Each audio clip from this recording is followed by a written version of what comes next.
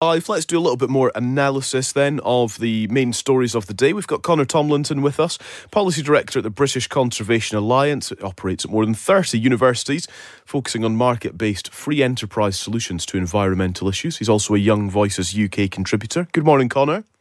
Good morning. It's very nice to be back on the show. It's lovely to have you here. Thank you so much. Right, let's start then with the booster programme, shall we?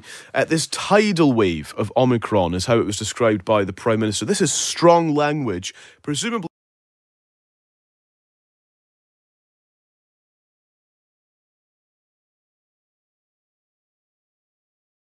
aimed at us changing our behaviour and certainly getting boosted. But we really need to sit up and pay attention to this now, don't we?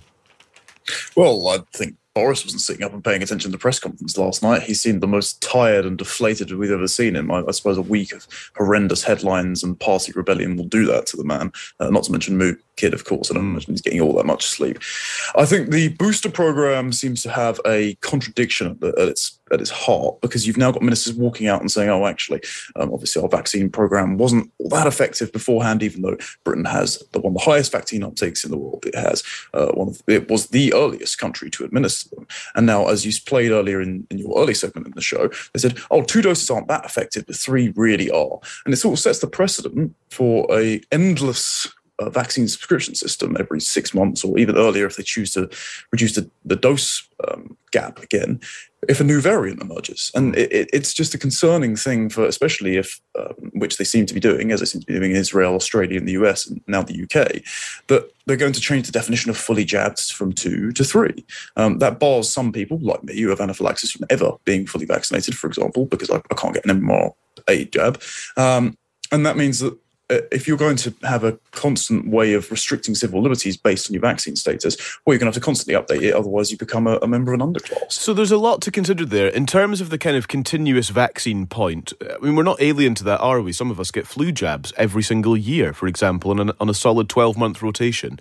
But I perhaps can take the point that it's kind of, when it's about vaccines versus restrictions, for example, that maybe there needs to be a sort of more solid plan. Is it not just the case, though, that at this point we are still having to react to this virus, and actually we're reacting as best we can as we learn things, as we get data, and as we understand how things like a variant like Omicron actually operates, and we just have to adapt and go with it?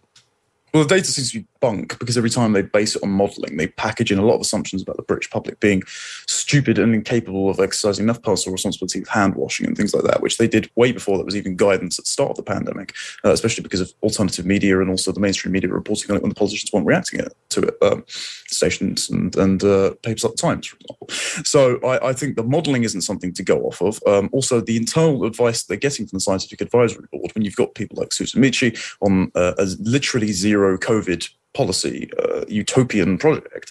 Well, COVID is endemic. It's always going to be with us. There's a lot of epidemiologists have actually said that Omicron might be a boon in disguise, given it is not having any severe effects on patients in South Africa after a month of identification. It's not having any deaths, and it's mainly among the younger population. We've actually got a much higher rate of antibodies. So I think Britain will weather not only the storm, but what is looking to be a pretty big drivel. The headline on the double-page spread on this in the Times is, a huge wave of cases is coming straight at us, says COVID chief. Why do you resent the idea of a booster programme in order to, for example, prevent the NHS being overwhelmed, which is at the heart of this plan, is actually concern about how many people could end up in hospital without a third dose, without a booster? Why is that so difficult and so problematic for you? First of all, because Boris yesterday said we're going to suspend other practices in the GP surgery to prioritise the booster.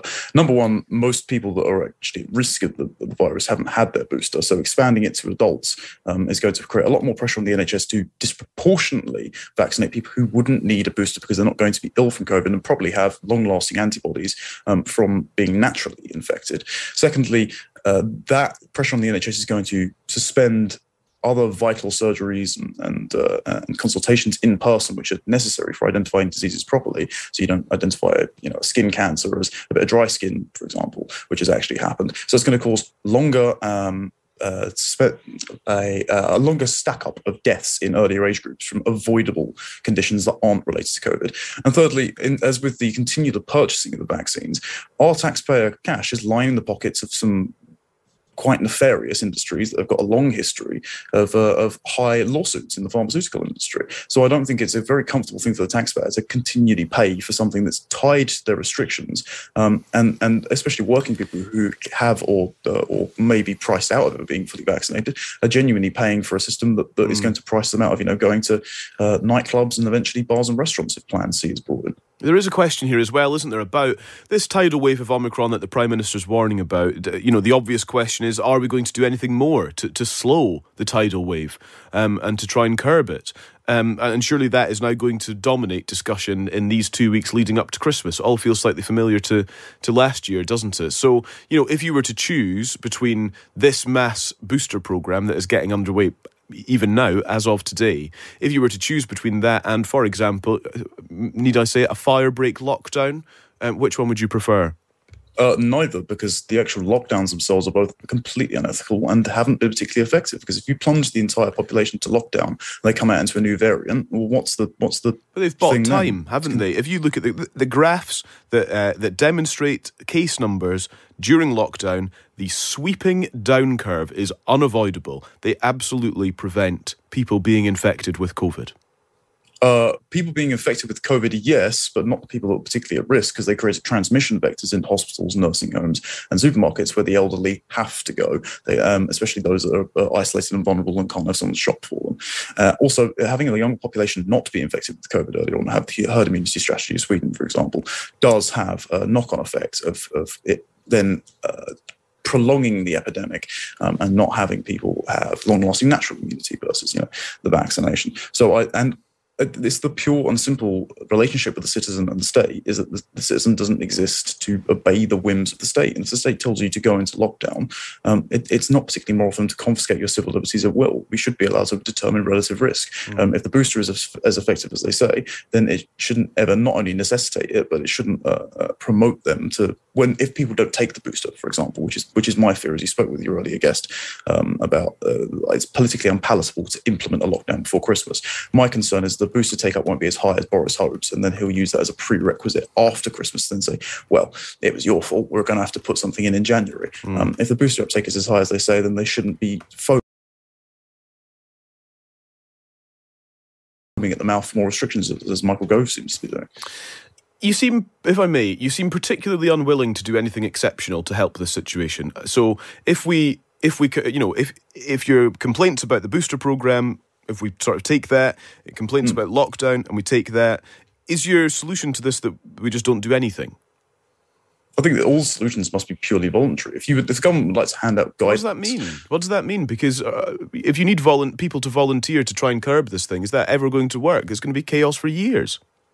Well, it already has been chaos for years, Callum. It's been 2 years of people genuinely having the precedent, the government locking you in your homes and also creating a two-tier society saying you can go here, but only if you're vaccinated. I don't see how that's any different to any other level of discrimination, particularly because the vaccines aren't foolproof enough to stop transmission. So you're never going to have a zero COVID system. So it'd be foolhardy to pursue any restrictions based on that premise.